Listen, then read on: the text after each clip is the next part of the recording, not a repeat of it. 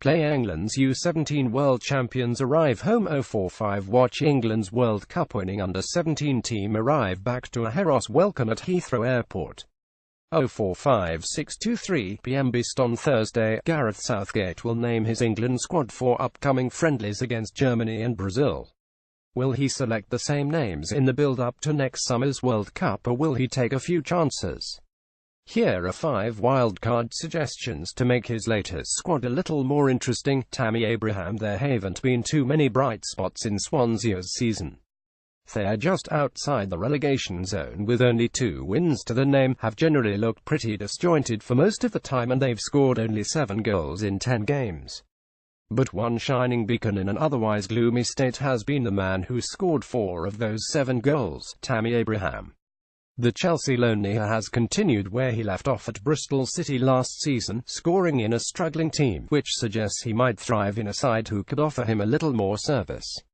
One barrier to his selection by Southgate would be his eligibility to play for Nigeria, but The Times reported this week that he has elected to represent England, and with reliable centre-forwards not named Harry Kane in reasonably short supply, Abraham is certainly worth a look. Solly March. England don't have many wingers. Actually, perhaps that's not entirely fair. They'd have a few wingers, but most of them don't want to play on the wing.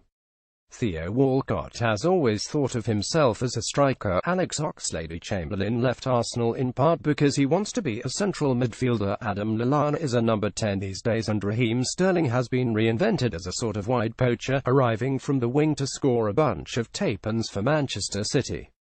There could be an opening for a wild card, and the way Brighton's Solly March has started the season, he could be that wild card. March is a wide man, right-footed but usually operating from the left flank, with rapid feet and a fine eye for a pass. It would also be a great redemption story. March missed a year with a cruciate knee ligament injury and came back in time to score the goal that ultimately sealed promotion for Brighton last season. It's not just position scarcity that could give March a chance, but it helps. Tom Davies. Matthew Ashton. Getty Imagery. This selection would be a little more speculative, based on promise rather than form, but really it's not Davies' fault that it won't be on form, because he hasn't been given the opportunity to prove himself for Everton this season. The chaos at Goodison Park has meant Davies has been in and out of the team, as Ronald Koeman and now David Unsworth tries to make sense of a squad that emerged from the summer transfer window badly imbalanced. But Davies is a hugely promising young midfielder, a leggy box-to-box type with his socks rolled down, who looks like a footballer slightly out of time, but plays like a thoroughly modern one.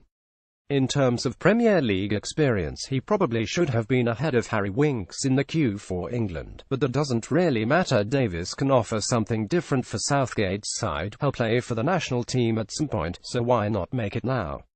James Tarkowski. Despite the praise and possible job offers heading Sean Dyche's way, there's still a sense that Burnley's start to the season has flown under the radar. 7th in the table, level on points with Liverpool, 3 shy of the Champions League places, and all after selling the best centre-forward and best central defender. It's the latter that's most remarkable, because the departure of Andre Gray was at least offset by Chris Wood's purchase, but they decided not to sign a replacement for Michael Keane.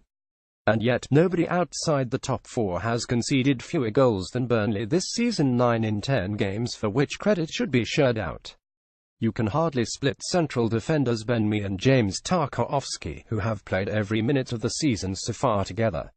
But Tarkowski has been marginally more impressive and is 4 years younger, so thus could receive a call-up.